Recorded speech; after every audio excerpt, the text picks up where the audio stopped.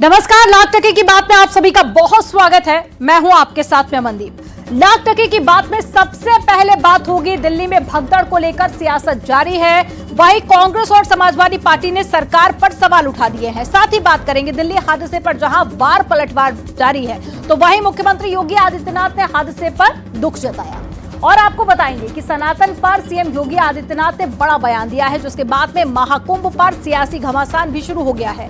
इसके साथ ही बात करेंगे, मायावती ने ऐलान कर दिया है उनका कोई उत्तराधिकारी नहीं है, जिस पर तमाम सियासी दलों ने प्रतिक्रिया भी दी है। अब आपको खबरें दिखाते हैं विस्तार से।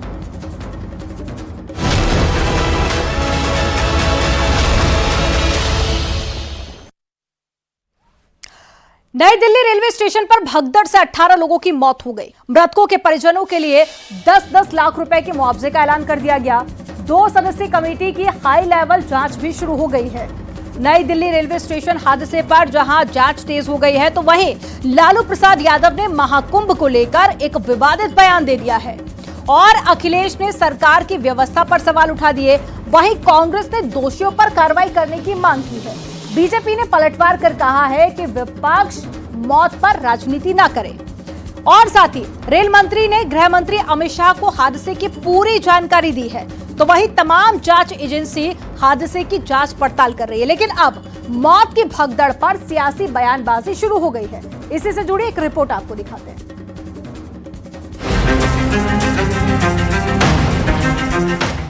नई दिल्ली रेलवे स्टेशन पर हादसे पर जहां जांच तेज हो गई है, वहीं हादसे पर अब सियासत भी शुरू हो गई है। आरजेडी के राष्ट्रीय अध्यक्ष लालू प्रसाद यादव ने सरकार पर हमला बोला और रेल मंत्री से इस्तीफे की मांग की। लालू ने अपने विवादित बयान में कुंभ को फालतू की चीज बता दिया। क्या मांग करेंगे? कुंभ में सर जिस तरह से भीड़ बढ़ रही है, अरे सब कुंभ का क्या कोई मतलब है? फालतू है कुंभ। नई दिल्ली रेलवे स्टेशन पर भगदड़ के बाद हुए हादसे को लेकर जारी सियासत पर जहां बीजेपी ने विपक्ष पर निशाना साधा, वहीं कांग्रेस ने हादसे के गुनहगारों पर कार्रवाई की मांग की। 2 तरह के गिद्ध होते हैं। गिद्ध समझते हैं ना, एक आसमान में उड़ने वाला गिद्ध होता है और दूसरा ये राजनीतिक गिद्ध होते हैं, जो इनको लाशों पे संवेदना की जगह लाशों पे राजनीति करनी होती है। एक आदमी राहुल गांधी से लेके खड़गे से लेके सब कोई तो दिल्ली में ही है ना। कोई गया अस्पताल में देखने के लिए?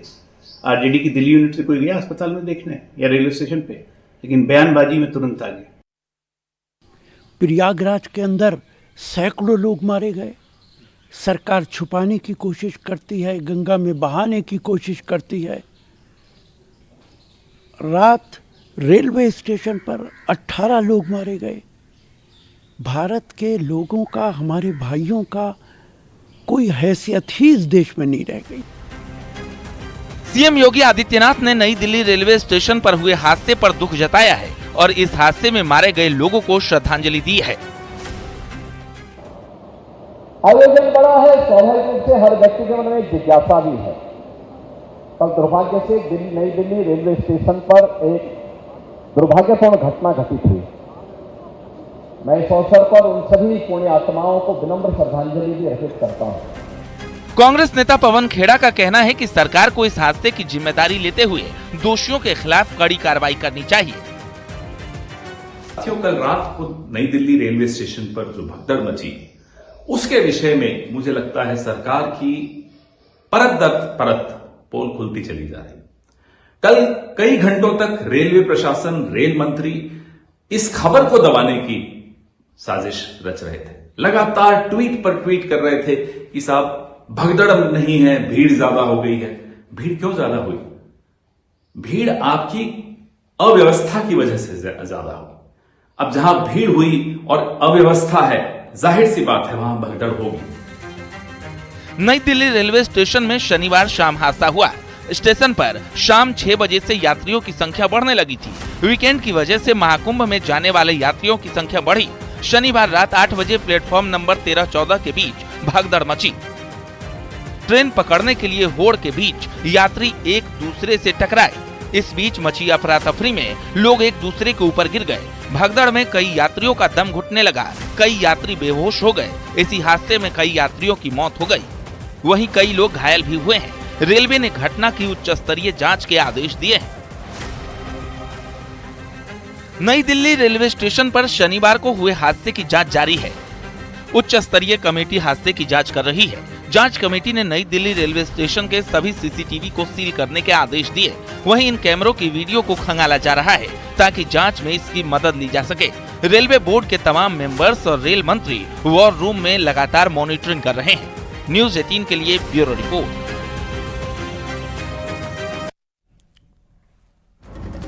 नई दिल्ली रेलवे स्टेशन पर हुए हादसे के बाद से सियासी बयानबाजी शुरू हो गई। राहुल गांधी ने इसे सीधे तौर पर रेलवे और सरकार पर सवाल खड़े कर दिए। अखिलेश यादव ने भी मृतकों के आंकड़ों पर सरकार को घेरा है। वहीं मुख्यमंत्री योगी आदित्यनाथ ने हादसे में मारे गए लोगों पर शोक जताया है।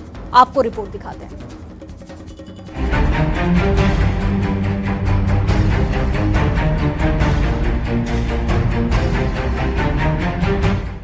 नई दिल्ली में हुए हादसे पर जहां केंद्रीय एजेंसी और रेलवे विभाग जांच में जुटे हैं, तो वहीं इस पर सियासी वार पलटवार भी जारी है। प्रधानमंत्री नरेंद्र मोदी ने नई दिल्ली रेलवे स्टेशन पर हुए हादसे में मरने वालों के परिजनों के प्रति संवेदना व्यक्त की है। पीएम ने सोशल मीडिया प्लेटफॉर्म पर पोस्ट कर घायलों के जल्द स्वस्थ होने की प्रार्थना की है। पीएम मोदी ने लिखा कि वो रेलवे स्टेशन पर हुई भगदड़ से व्यथित हैं और उनकी संवेदनाएं उन सभी लोगों के साथ में हैं जिन्होंने अपने प्रियजनों को खो दिया है। वो घायलों के जल्द ठीक होने की प्रार्थना करते हैं। अधिकारी भी भगदड़ से प्रभावित लोगों की मदद कर रहे हैं। केंद्रीय गृह मंत्री अमित शाह ने हादसे पर दुख जताते हुए कहा कि घायलों को हर संभव उपचार दिया जा रहा है। केंद्रीय गृह मंत्री ने घायलों के जल्द ठीक होने की प्रार्थना भी की है। अमित शाह ने अपनी पोस्ट में लिखा, नई दिल्ली रेलवे स्टेशन पर हुए हादसे को लेकर मंत्री और अधिकारियों को हर संभव सहायता पहुंचाने के निर्देश दिए। मृतकों के परिजनों के लिए संवेदनाएं, घायलों को हर संभव उपचार दिया जा रहा है। शीघ्र स्वस्थ होने की कामना है। नेता प्रतिपक्ष राहुल गांधी और सांसद प्रियंका गांधी ने भी सोशल मीडिया प्लेटफॉर्म पर पोस्ट कर हादसे पर दुख जताया। राहुल गांधी ने पोस्ट कर सरकार पर सवाल उठाए। ये घटना एक बार फिर से रेलवे की नाकामी और सरकार की असंवेदनशीलता को उजागर करती है। प्रयागराज जा रहे श्रद्धालुओं की बड़ी संख्या को देखते हुए स्टेशन पर बेहतर इंतजाम किए जाने चाहिए थे। सरकार और प्रशासन को सुनिश्चित करना चाहिए कि बद इंतजामी और लापरवाही के कारण किसी को भी अपनी जान ना गंवानी पड़े। वहीं कांग्रेस सांसद प्रियंका गांधी ने अपनी पोस्ट में लिखा, नई दिल्ली रेलवे स्टेशन पर भीड़ की वजह से मची भगदड़ में महिलाओं और बच्चों समेत कई लोगों की मौत की दुखद खबर मिली है। मृतकों के परिजनों के लिए गहरी संवेदनाएं, घायलों के शीघ्र स्वस्थ होने की कामना। समाजवादी पार्टी के अध्यक्ष अखिलेश यादव ने सोशल मीडिया पर पोस्ट कर सरकार को घेरा। उन्होंने पोस्ट किया, सरकार से अनुरोध है कि मृतकों के शवों को सम्मान के साथ में उनके परिजनों तक पहुंचाने का ईमानदारी से इंतजाम किया जाए। घायलों को सर्वश्रेष्ठ उपचार उपलब्ध कराया जाए। पार्टी पर तंज कसते हुए ये भी लिखा कि बीजेपी सरकार मौत का सच छिपाने का पाप ना करे। नई दिल्ली स्टेशन पर भगदड़ में हुई मौतों को लेकर सीएम योगी आदित्यनाथ ने संवेदना जताई। सीएम योगी ने हादसे में मारे गए लोगों को श्रद्धांजलि दी। आयोजन बड़ा है, स्वाभाविक रूप से हर व्यक्ति के मन में जिज्ञासा भी है। कल दुर्भाग्य से नई दिल्ली रेलवे स्टेशन पर एक दुर्भाग्यपूर्ण घटना घटित हुई। मैं इस अवसर पर उन सभी पुण्य आत्माओं को विनम्र श्रद्धांजलि भी अर्पित करता हूं। नई दिल्ली रेलवे स्टेशन पर भगदड़ में जिन लोगों ने जान गंवाई, उनके परिजनों को 10 लाख रुपए के मुआवजे का ऐलान किया गया। वहीं 2 सदस्यीय कमेटी की हाई लेवल जांच शुरू हो गई है, लेकिन हादसे पर सियासी बयानबाजी भी थमने का नाम नहीं ले रही है। न्यूज़ 18 के लिए ब्यूरो रिपोर्ट।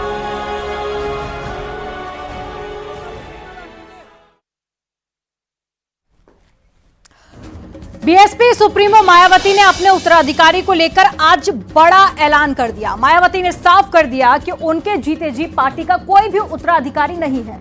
मायावती ने पार्टी पदाधिकारी और साथ ही कार्यकर्ताओं के लिए कई दिशा निर्देश भी जारी किए हैं। मायावती ने सोशल मीडिया प्लेटफॉर्म पर अपने पोस्ट में लिखा कि बीएसपी में स्वार्थ रिश्ते नाते महत्वहीन है, बहुजन हित सर्वोपरि है। और मायावती के पोस्ट पर तमाम सियासी दलों ने अपनी प्रतिक्रिया भी दी है। आपको एक रिपोर्ट दिखाते हैं इसी से जुड़ी हुई।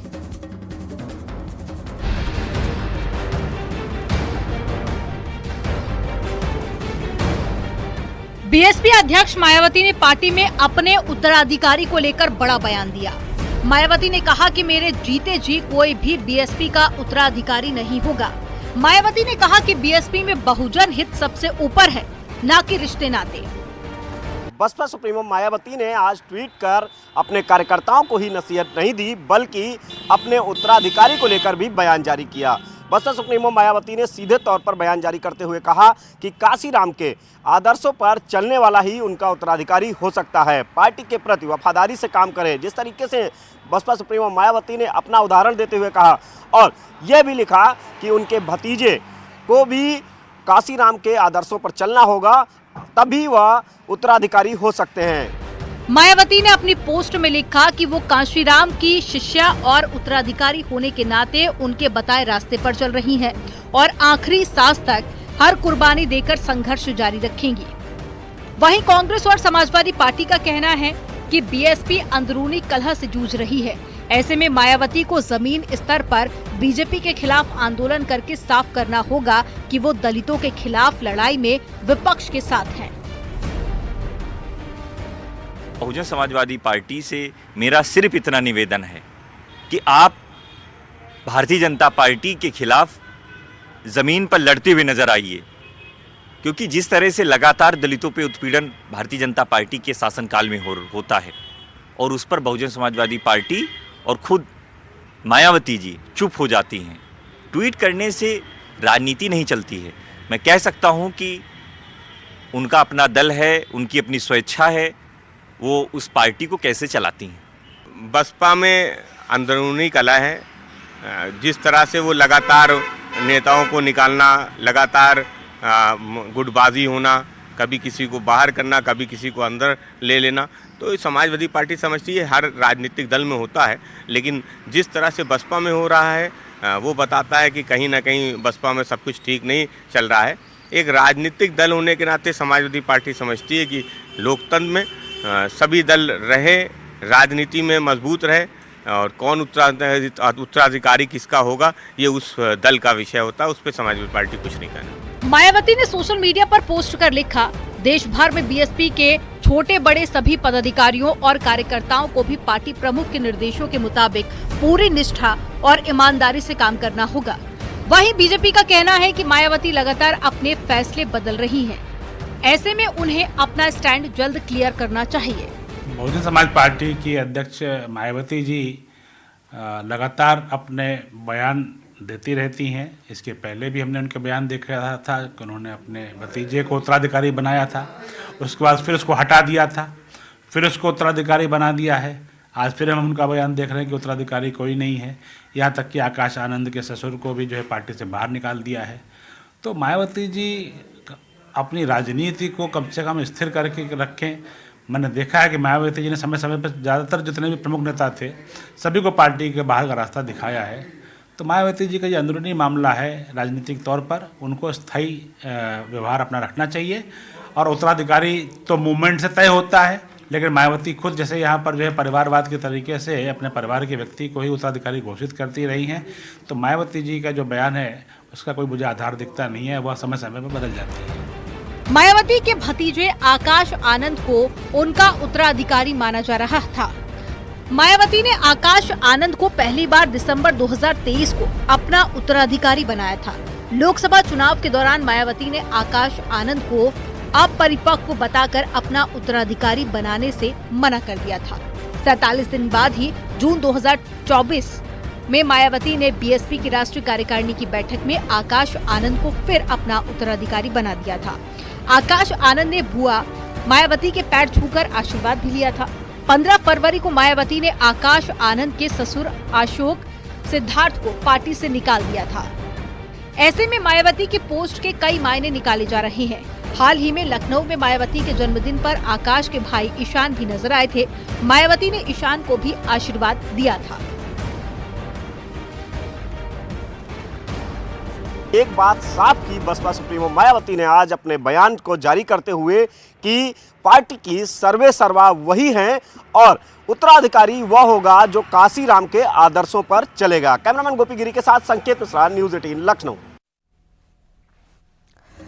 मुख्यमंत्री योगी आदित्यनाथ ने महाकुंभ को लेकर एक बार फिर से बड़ा बयान दिया। उन्होंने कहा कि महाकुंभ से एक ही संदेश, एकता से अखंड रहेगा देश। हिंदू होने का मतलब सुरक्षा की गारंटी देना है। देश सुरक्षित है तो हम सुरक्षित हैं। मुख्यमंत्री योगी आदित्यनाथ के बयान पर कांग्रेस और समाजवादी पार्टी ने बीजेपी पर धर्म की राजनीति करने का आरोप लगाया। साथ ही कहा कि संवैधानिक पद पर रहकर ऐसे बयान नहीं देना चाहिए। आपको रिपोर्ट में दिखाते हैं।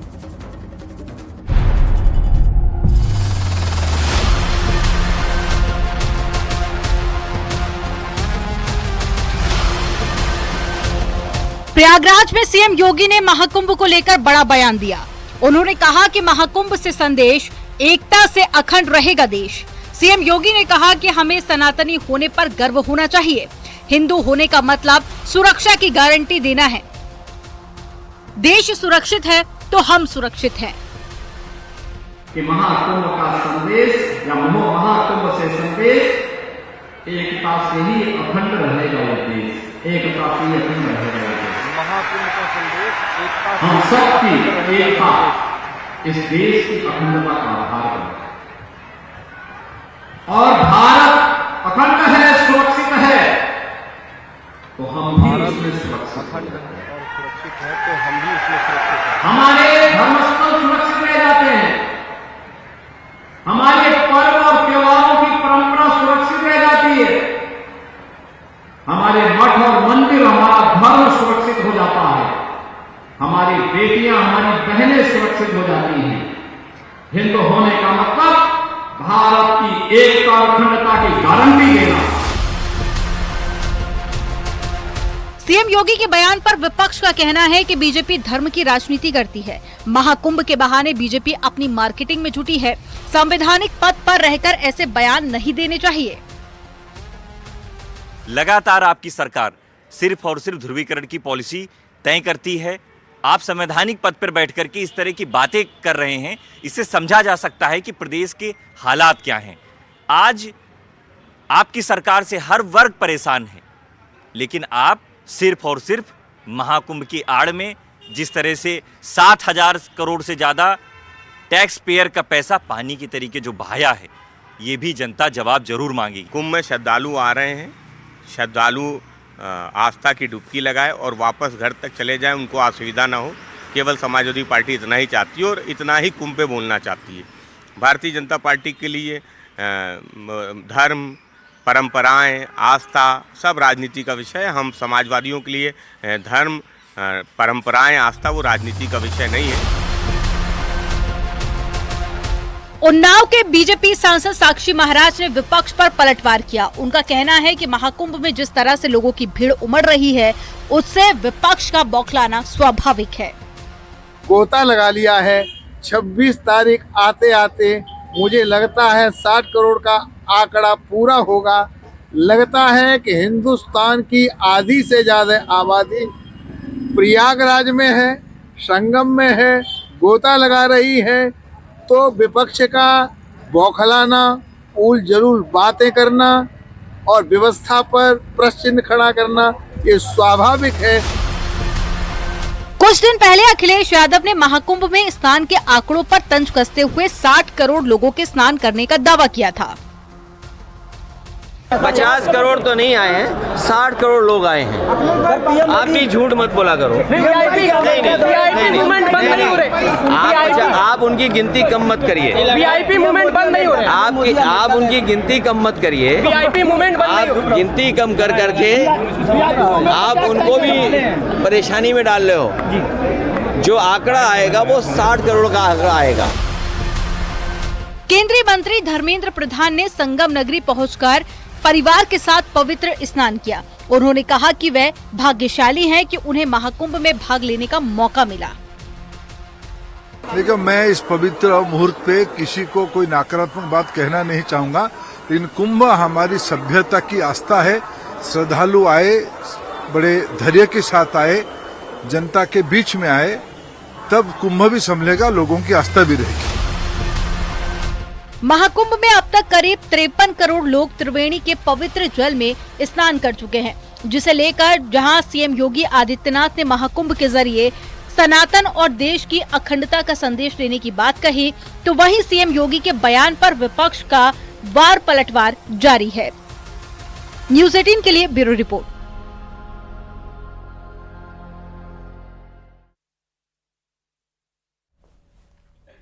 हैदराबाद के विधायक टी राजा सिंह ने मध्य प्रदेश के इंदौर में बड़ा बयान दिया। उन्होंने सीएम डॉक्टर मोहन यादव की तुलना योगी आदित्यनाथ से की है। टी राजा ने कहा कि मध्य प्रदेश में भी योगी जैसा सीएम खड़ा हो गया है, जिन्होंने मुगलिया क्षेत्रों का नाम बदला है। असदुद्दीन ओवैसी पर भी टी राजा ने निशाना साधा। टी राजा के बयान पर सियासत शुरू हो गई है। आपको रिपोर्ट दिखाते हैं। अब एक और योगी का निर्माण मध्य प्रदेश में हो गया, जो कहता है कि जहां पर भी इल्लीगल कोई कार्य होता है चढ़ा दो बुलडोजर, जहां कहीं भी मुगलिया नाम दिखता है मिटा दो उसको। हैदराबाद के विधायक टी राजा ने सीएम डॉक्टर मोहन यादव की तुलना यूपी के सीएम योगी आदित्यनाथ से की है। दरअसल टी राजा इंदौर पहुंचे थे। यहाँ एक कार्यक्रम के दौरान उन्होंने ये बयान दिया। उन्होंने कहा, अब एक और योगी का निर्माण मध्य प्रदेश में हो गया है, जो कहता है जहां पर इल्लीगल कार्य होता है चढ़ा दो बुलडोजर, जहां कहीं मुगलिया नाम दिखता है मिटा दो उसको। 57 ऐसे देश हैं जो मोहन दादाजी के काम को देखकर परेशान हैं। अब एक और योगी का निर्माण मध्य प्रदेश में हो गया, जो कहता है कि जहां पर भी इल्लीगल कोई कार्य होता है चढ़ा दो बुलडोजर, जहां कहीं भी मुगलिया नाम दिखता है मिटा दो उसको। हाल ही में सीएम ने देवास में 54 गांवों के नाम बदले थे। इसके पहले शाहजहांपुर और उज्जैन में भी नाम बदले गए थे। टी राजा ने इसके लिए सीएम डॉक्टर मोहन यादव की तारीफ की। उन्होंने वक्फ पर भी बयान दिया। कहा, वक्फ बोर्ड बिल का विरोध करने वाले असदुद्दीन ओवैसी खुद 3000 एकड़ जमीन पर कब्जा कर बैठे हैं। इसके साथ ही उन्होंने कहा कि मध्य प्रदेश में जहां जहां मदरसे हैं, अगर उनकी जांच होगी तो उसमें अधिकतर अवैध ही निकलेंगे। यही ओवैसी 3000 एकड़ जमीन पर कब्जा करके बैठा है। अगर वक्फ बोर्ड कानून पास हो जाता है तो ये 3000 एकड़ जमीन चले जाएगी इसके पास से। टी राजा के बयान पर सियासत भी शुरू हो गई है। कांग्रेस ने कहा है कि एमपी में नाम बदलने से ज्यादा युवाओं को रोजगार जरूरी है। बीजेपी ने इस पर पलटवार किया है। कहा है कि मोहन यादव के नेतृत्व में सरकार सनातन के रास्ते पर चल रही है। टी राजा जी कह रहे हैं कि मोहन यादव जी ने नाम बदलकर बहुत बड़ा काम किया है। अरे टी राजा जी, अगर मोहन यादव जी मध्य प्रदेश के 40 लाख रजिस्टर्ड बेरोजगारों को नौकरी देते, जिनमें 99% हिंदू हैं, अगर उनको ही रोजगार दे देते तो बहुत बड़ी बात होती। डॉक्टर मोहन यादव जी के नेतृत्व में भाजपा सरकार लगातार सनातन के रास्ते पे चल रही है। चाहे टी राजा हूँ, चाहे देश के अन्य नेता हो, यहाँ तक कि विदेशों तक में इस बात की सराहना मिल रही है। मध्य प्रदेश सनातन के रास्ते पे विकास के पथ पर आगे बढ़ रहा है। इसीलिए डॉक्टर मोहन यादव जी की सरकार देश में उत्कृष्ट सरकार बन के उभरी है। एमपी में गांवों के नाम बदलने पर सियासत अभी तक जारी है। हैदराबाद के विधायक टी राजा इसके लिए सीएम डॉक्टर मोहन यादव की तारीफ कर रहे हैं। उनकी तुलना योगी आदित्यनाथ से कर रहे हैं। इस बयान पर सियासी संग्राम छिड़ गया है। मिथिलेश गुप्ता, न्यूज़ 18, इंदौर। यहाँ रुकेंगे एक छोटे से ब्रेक के लिए। आप देखते रहिए न्यूज़ 18।